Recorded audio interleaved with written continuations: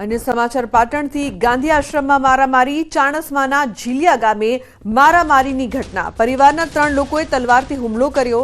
झीलिया गांधी आश्रमना कर्मचारीओने मार मार्यो। पद्मश्री मालजी देसाई તેમજ તેમના પુત્રને ધમકી આપી જાનથી મારી નાખવાની ધમકી આપવામાં આવી। ગેરકાયદેસર રીતે સંસ્થામાં પ્રવેશ કરીને ગુનો આચર્યો। સંસ્થામાં નોકરી કરનાર ક્લાર્કે અન્ય 2 શખ્સો સાથે મળીને મારામારી કરી। સંસ્થાના ક્લાર્ક તેમજ અન્ય 2 મળીને કુલ 3 આરોપીઓ સામે ફરિયાદ નોંધાઈ છે। માલજીભાઈ દેસાઈ તેમજ તેમના પુત્રને ધમકી આપી હોવાનું સામે આવ્યું। સંવાદદાતા અશરફ જોડાયા છે ફોન લાઈન પર વધુ માહિતી આપવા માટે। અશરફ, શું અપડેટ છે આ સમગ્ર મામલે?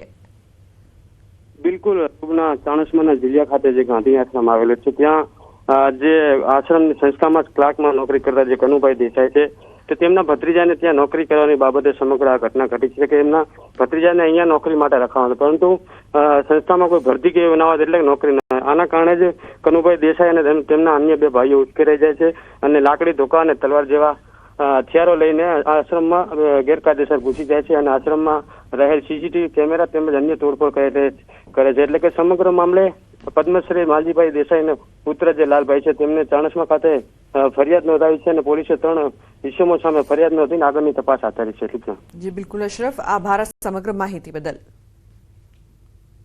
તો આ સમગ્ર મામલે તપાસ કરવામાં આવી રહી છે। સીસીટીવી પણ સામે આવ્યા છે। તો ચાણસ્માના ઝીલિયા ગામે મારામારીની ઘટના બની હતી। જે પ્રકારના સીસીટીવી પણ સામે આવ્યા છે તેને લઈને વધુ તપાસ પણ કરવામાં આવી રહી છે।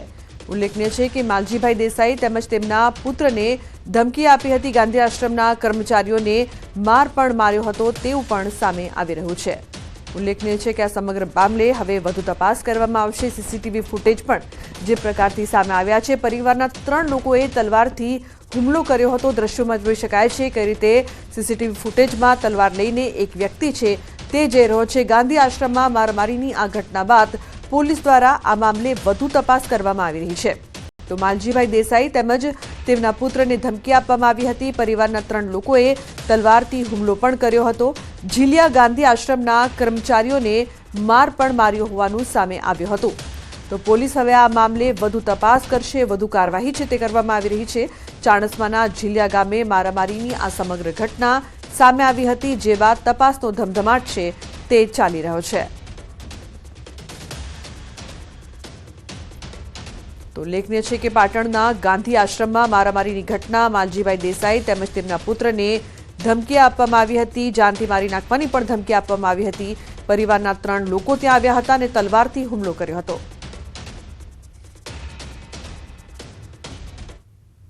સમાચારમાં આગળ વાત કરીએ તો અત્યારે માછીમારો કપરા સમયમાંથી પસાર થઈ રહ્યા છે।